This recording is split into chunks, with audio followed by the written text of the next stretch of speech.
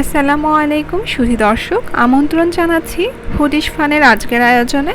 আজকে আপনাদেরকে বানিয়ে দেখাবো কাঁচা আম দিয়ে কেক রেসিপি এবং কোনো রকম ডিম ছাড়াই এই কেকটা কিন্তু আমি তৈরি করেছি। তো চলুন দেখে নেওয়া যাক আজকের রেসিপি।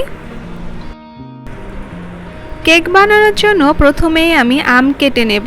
এর জন্য একটা মিডিয়াম সাইজের আম নিয়ে নিয়েছি। এখন এই আমটাকে আমি খুব ভালো মতো খোসা ছাড়িয়ে নেব। খোসা ছাড়ানো হয়ে গেলে আমটাকে আমি একটা পিলারের সাহায্যে পাতলা পাতলা করে কেটে নেব। আমি পিলারের সাহায্যে এরকম পাতলা করে কেটে নিচ্ছি। আপনারা চাইলে ছুরির সাহায্যেও এরকম পাতলা করে আমগুলোকে কেটে নিতে পারেন।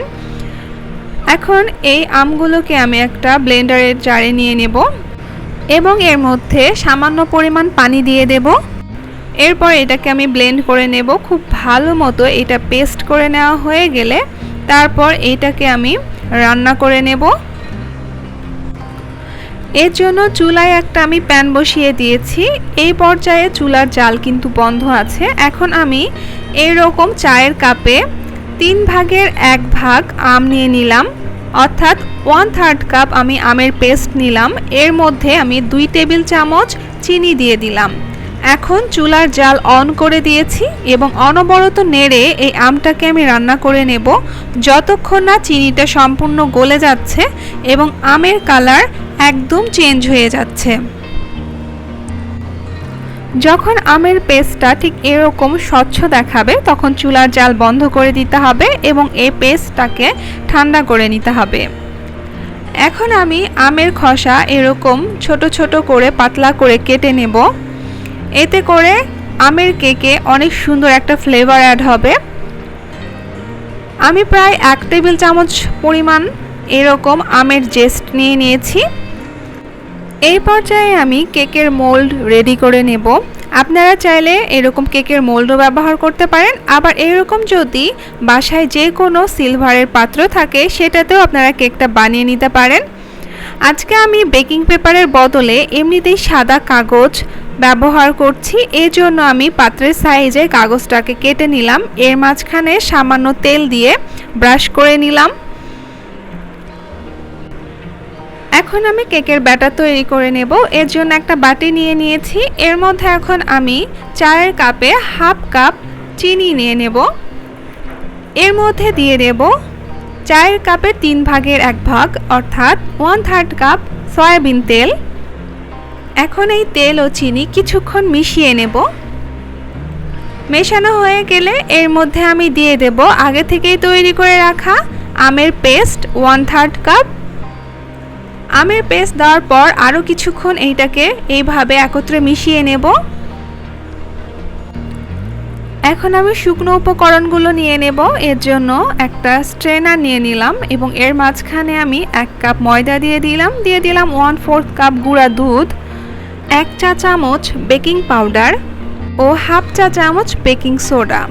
যেহেতু আমরা কোনো রকম ডিম ব্যবহার করছি না, এর জন্য অবশ্যই বেকিং পাউডার ও বেকিং সোডা ব্যবহার করতে হবে। এখন এই শুকনো উপকরণগুলো একত্রে মিশিয়ে নেব।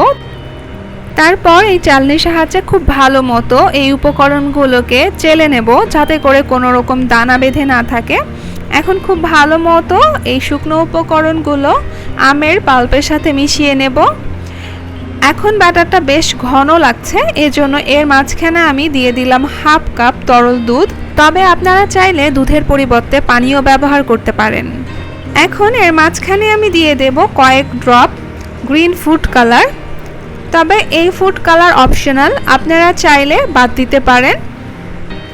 কালার মেশানো হয়ে গেলে এর মাঝখানে আমি আগেই কেটে রাখা ম্যাঙ্গো জেস্টগুলো দিয়ে দেব।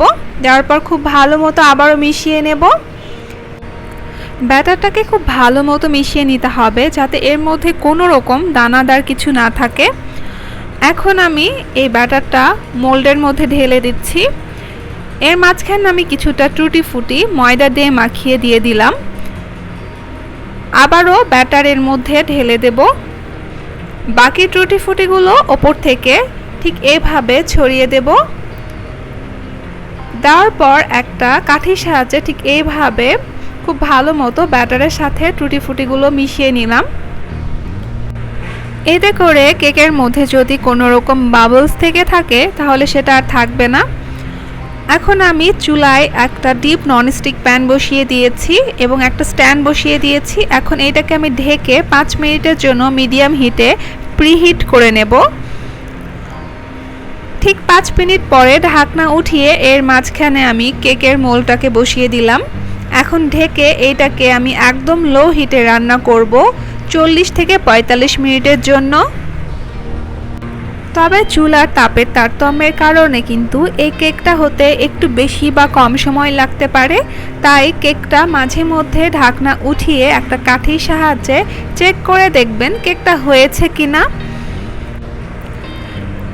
কেকটা আমি কাঠি দিয়ে চেক করে নিলাম, একদম পরিষ্কার কাঠি বের হয়েছে, অর্থাৎ কেকটা হয়ে গিয়েছে। এখন আমি এই কেকটা উঠিয়ে ঠান্ডা হবার জন্য রেখে দেব। ঠান্ডা হবার পরে এর সাইডে একটা ছুরির সাহায্যে আলগা করে নিয়ে তারপর এই কেকটাকে আমি ডিমোল্ড করে নেব। যারা ডিম দিয়ে কেক পছন্দ করেন না তাদের জন্য এই কেকটা একদম পারফেক্ট হবে। আর এই কেকটা কতটা ফ্লাফি হয়েছে সেটা আপনারা হয়তো দেখে বুঝতে পারছেন।